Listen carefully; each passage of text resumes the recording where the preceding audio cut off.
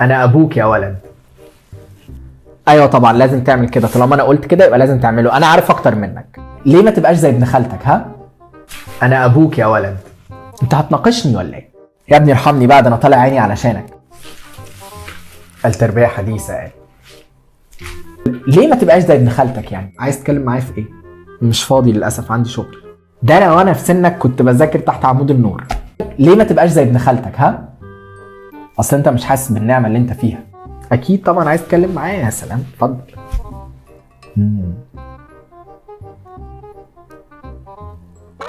ليه ما تبقاش زي ابن خالتك؟ ها؟ يا ابني انا عايزك تبقى احسن مني يا ابني. انا ابوك يا ولد. وايه كمان؟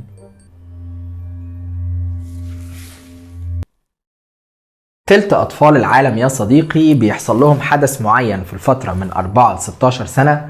الحدث ده بيكون تأثيره سلبي عليهم جدا لما بيكبروا، أو فكرة الchildhood trauma، واللي هي ببساطة فكرة إن أنت وأنت كبير بتعاني من مشاكل نفسية السبب الرئيسي فيها هي حاجة حصلت لك وأنت صغير. والمشاكل دي كتير جدا، من ضمنها انعدام الثقة بالنفس، الاكتئاب، الانكزايتي، والموضوع ممكن يتطور ويوصل للانتحار. علشان كده يا صديقي بشوف ان اكبر واخطر مسؤولية هي مسؤولية انك تنجب طفل. اكيد عظيم جدا احساس ان انت تكون اب، وعظيم جدا احساس ان انت تكوني ام، لكن هل انتوا فعلا جاهزين لفكرة وجود طفل في حياتكم؟ طفل انتوا اكبر مؤثرين في حياته، مش بس في مرحلة طفولته، لان كل حاجة بيتأثر بيها في مرحلة طفولته من خلالكم هتأثر عليه بعد كده. ايه هي الاخطاء اللي انت كأب او انت كأم ممكن من غير ما تحسوا تقعوا فيها وانتوا بتربوا اولادكم؟ وازاي نقدر نتجنب الاخطاء دي؟ تمام يا صديقي او يا صديقتي، حضروا قهوتكم وتعالوا اجاوبكم على السؤال ده. انا ماجد نوار، وفي الفيديو ده هنتكلم عن اكتر 7 اخطاء شائعة في التربية.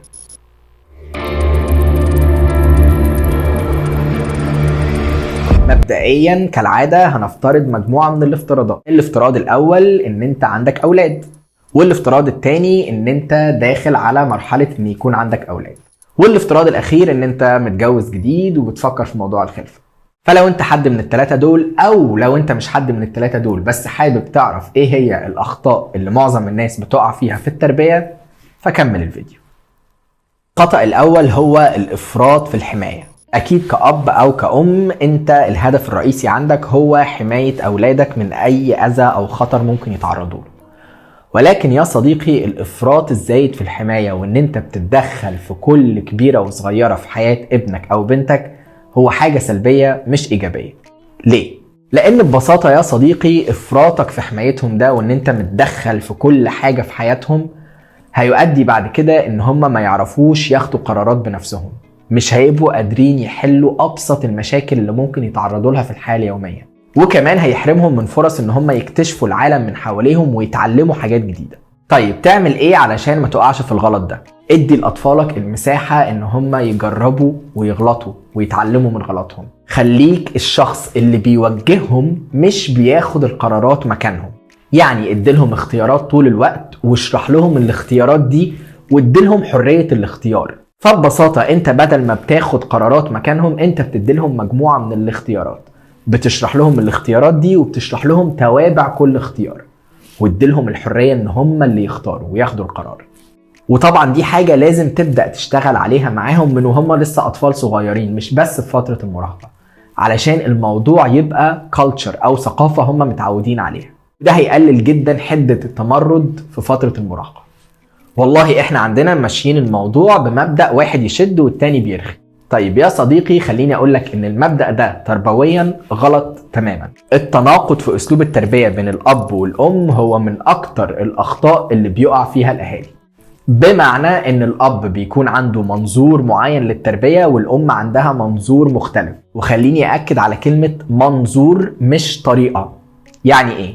يعني انا كأب انا مؤمن بمنظور التربية القديمة او الاولد سكول، اللي هو العقاب والثواب والستريكتنس، او ان انا صارم وحازم مع اولادي. وعلى النقيض زوجتي او الام هي مؤمنة بالتربية الحديثة اللي مبنية على الحوار والمناقشة والتعزيز والحاجات دي كلها. هنا في مشكلة، لان انتوا الاتنين عندكم منظور مختلف، مش الطريقة في التربية مختلفة. طيب ده غلط ليه؟ لان ببساطة التناقض ده هيسبب عند اولادك نوع من الارتباك، او هو مشوش confused، هو مش فاهم انا امشي تبع بابا ولا امشي تبع ماما، فده بيسبب لهم فوضى في السلوك بتاعهم، واكيد على اللونج ران هيسبب لهم مشاكل في الشخصية بتاعتهم. طيب نعمل ايه علشان نحاول نتجنب الخطأ ده؟ مهم جدا لو انتوا داخلين على مرحلة الخلفة ان انتوا تقعدوا مع بعض وتتفقوا على الاسس والمبادئ اللي انتوا حابين اولادكم يكبروا عليها، ونبدأ نقسم الادوار بينا كأب وام. انا كأب هعمل 1 2 3 4، انا كأم هعمل كذا وكذا وكذا وكذا. الهدف الرئيسي ان اولادنا يكبروا على المبادئ الفلانية. وطبعا نرجع نقول ان مهم ان انت تحط في اعتبارك ان اولادك يكون ليهم رأي. بالشكل ده هتقدر تخلق عند ابنك نوع من البالانس او الاستقرار. المقارنة من اخطر الحاجات اللي ممكن من غير ما تحس تسبب لابنك مشاكل كبيرة جدا، مش بس في فترة طفولته لكن في حياته عموما. انت كأب او انت كأم بتبقوا دايما شايفين فكرة المقارنة كنوع من انواع التشجيع، ان انا بشجع ابني او بحفزه من خلال ان انا بقارنه بغيره او بقارنه بيا وانا صغير، فهو هيبقى عنده الدافع ان هو يكون احسن. الكلام ده تربويا خطأ تماما. المقارنة مش هتشجع ابنك ان هو يتطور في دراسته، مش هتشجع ابنك ان هو يحسن سلوكه. بالعكس تماما يا صديقي، المقارنة دي هتحط على ابنك ضغوط كتير جدا، هتخلق عنده مفهوم عدائي تجاه المجتمع اللي هو عايش فيه، اللي انت بتقارنه طول الوقت بناس فيه، وده هيأثر بعد كده على السيلف ستيم بتاعه او احساسه بنفسه وحبه لنفسه. ومع الوقت هيبدأ يشوف ان هو بالنسبة لك شخص مش كفاية او he's not good enough. ما تقارنش اولادك بحد، كل طفل مختلف، كل طفل عنده الدوافع بتاعته، كل طفل عنده طريقة تفكيره. بدل ما تحاول طول الوقت تقارنه بناس تانيين، حاول تكتشف ايه هي الحاجات اللي بتخلي ابنك يطلع احسن حاجة عنده، ايه الحاجات اللي بتحفز ابنك، ايه الحاجات او ايه الدوافع اللي ممكن من خلالها تخلي ابنك يتطور، سواء في دراسته او في سلوكه او في المهارات الحياتية. مهم جدا كمان ان انت تحاول طول الوقت تقدر المجهود اللي اولادك بيعملوه وتحفزهم بطريقة ايجابية.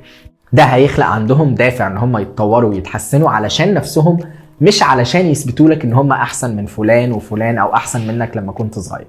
انا طالع عيني علشانكم، انا بصحى من صباحية ربنا ما برجعش غير اخر اليوم علشان اوفر لك مصاريف اكلك وشربك وعلامك. احنا من يوم ما اتطلقنا وابوكوا شايل ايده تماما ولا اللي متحمله المسؤوليه كلها، انا بجد تعبت. الكلام ده كله خطأ تربويا. انتوا مش ضحيه لاولادكم. لما انتوا الاتنين قررتوا ان انتوا تتجوزوا فده شيء جميل جدا ومحدش يقدر يلومكم عليه. لما انتوا الاتنين وصلتوا لحيطه السد وقررتوا ان انتوا تنفصلوا فده برضو اختياركم وقراركم ومحدش يقدر يلومكم عليه. لكن المشكله بتحصل لما انا ببدأ احمل اولادي تبعيه القرارات اللي انا باخدها. انت مش ضحية لابنك وانت مش ضحية لبنتك. انت مش ضحية لفكرة ان انت طول اليوم شغال وتعبان علشان خاطر توفر لهم مصاريفهم، وانت مش ضحية لفكرة ان انا ام وانا برضع وانا بحمل وتعبت وكذا وكذا وكذا وكذا. انتوا الاتنين خدتوا القرار ان انتوا تخلفوا، كونكم ما كنتوش جاهزين ماديا او نفسيا لفكرة وجود طفل في حياتكم فدي مشكلتكم مش مشكلة اولادكم. فبلاش طول الوقت تسمع ابنك كلام من نوعية انا مضغوط، انا تعبان، انا طالع عيني، انا كذا كذا كذا. الحاجات دي بتحط عليهم ضغوط هم ما لهمش علاقة بيها. الكلام اللي من النوعية دي بيخلي اولادك عندهم احساس بالذنب. علشان كده يا صديقي زي ما قلنا في الاول، جميل جدا احساس ان انت تكون اب، وعظيم احساس ان انت تكوني ام، لكن مهم جدا ان انتوا الاتنين تبقوا متأكدين بنسبة 100% ان انتوا جاهزين لفكرة وجود طفل في حياتكم مسؤول منكم ماديا، مسؤول منكم ان انتوا توفروا له بيئة صحية يكبر فيها من غير ما يحس بالذنب لمجرد ان هو موجود في حياتكم. خطأ تاني بيقع فيه الاهالي هي فكرة ان انا ما بسمعش لابني بسبب ضغوط الحياة اكيد وايقاعها السريع واننا كلنا مشغولين.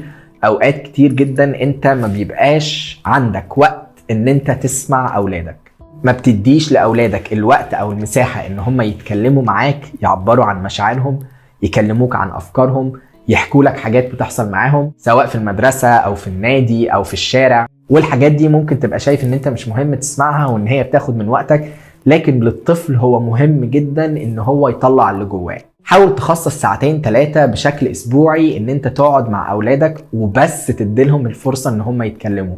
اديلهم مساحة في الساعتين دول ان هم يتكلموا ويعبروا عن اللي جواهم، وحاول على قد ما تقدر تديلهم انتباه وهم بيتكلموا علشان يحسوا ان في حد فعلا سامعهم ومهتم باللي هم بيقولوه. فالفكرة مش بس ان انت تبين لهم ان انت بتسمع، حاول ان انت تانتراكت او تتفاعل مع الحاجات اللي هم بيقولوها. خطأ كمان يا صديقي بيقع فيه اهالي كتير هي فكرة مقارنة الاجيال، او ان انت بتحاول تحقق احلامك وانت صغير في اولادك. كل جيل ليه الحاجات اللي بتأثر في نشأته، كل جيل ليه طموحاته وافكاره. ما تحاولش طول الوقت تربط جيلك من 30-35 سنة بالجيل الجديد، وده مش معناه ان الجيل القديم احسن من الجيل الجديد او الجيل الجديد احسن من الجيل القديم. قلنا قبل كده انه مهم جدا تفهم ان كل جيل ليه الحاجات اللي بتأثر فيه، ليه العوامل اللي بتأثر في البيئة بتاعته. فبدل ما طول الوقت تقارن جيلك بجيل ابنك او تحاول ان انت تحقق احلامك في ابنك، حاول على قد ما تقدر تفهم الجيل اللي ابنك عايش فيه. حاول تشوف الحاجات اللي مأثرة فيه، اسمع المزيكا اللي الجيل بتاعه بيحاول يسمعها، اقرا الكتب اللي الجيل بتاعه بيقراها، اتفرج على الحاجات اللي الجيل بتاعه بيحب يتفرج عليها، شوف الفاشن ستايل او الحاجات اللي الجيل بتاع ابنك بيلبسها. حاولوا كأب وأم ان انتوا ما تبقوش outdated او مش مواكبين الحاجات اللي بتحصل واللي بتأثر في المحيط بتاع ابنك او بنتك. الخطيئة السابعة يا صديقي او الخطأ السابع، كمية التوقعات اللي انت بتحطها على ابنك او بنتك وهم لسه في سن صغير. على سبيل المثال انت لازم تبقى متفوق في الدراسة بتاعتك في كل المواد، لازم تبقى مؤدب وما يجريش اي مشاكل عليك في المدرسة، لازم تلعب الرياضة المعينة وتبقى بيرفكت فيها، لازم تبقى بتعرف ترسم، لازم تبقى بتعرف تلعب مزيكا، لازم لازم لازم لازم. انت عمال تبني احلام وطموحات وتوقعات على طفل عنده 5 6 7 سنين، او حتى لو اكبر من كده. مفيش طفل هيتحمل كمية الضغوط دي. كمية الضغوط دي لما بتحطها على ابنك، لو هو أثر في حاجة من الحاجات دي كلها، فهو بيبقى دايما عنده إحساس إن هو مش بيميت الاكسبكتيشنز بتاعتك، وده بيسبب له إحباط وديبريشن، وممكن كمان يأثر على السيلف ستيم بتاعه. فبدل كمية الضغوط اللي انت عمال تحطها على ابنك وأحلامك اللي انت بتحاول تحققها فيه، اكتشف معاه الحاجات اللي بيحبها.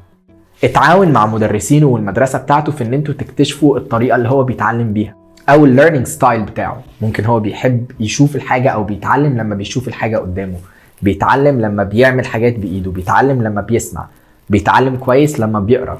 اكتشف معاه اهتماماته وهواياته. هل هو فعلا بيحب الكورة ولا انت اللي عايزه يبقى لعيب كورة؟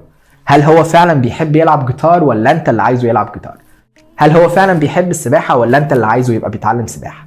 نزل سقف طموحك ده شوية وقلل توقعاتك من ابنك علشان ما تحطش عليه كمية الضغوط اللي ممكن تقلب معاه بنتيجة عكسية، وتلاقي ان هو مش عارف يعمل اي حاجة من كل الحاجات اللي انت عمال تطلبها منه. وفي النهاية يا صديقي، لا ادعي ان الحاجات دي سهل انها تتطبق، او انه ممكن توصل لمرحلة انت وشريكك ان انتوا بتربوا ابنكم بطريقة صحيحة بنسبة 100%، لان ده مش هيحصل.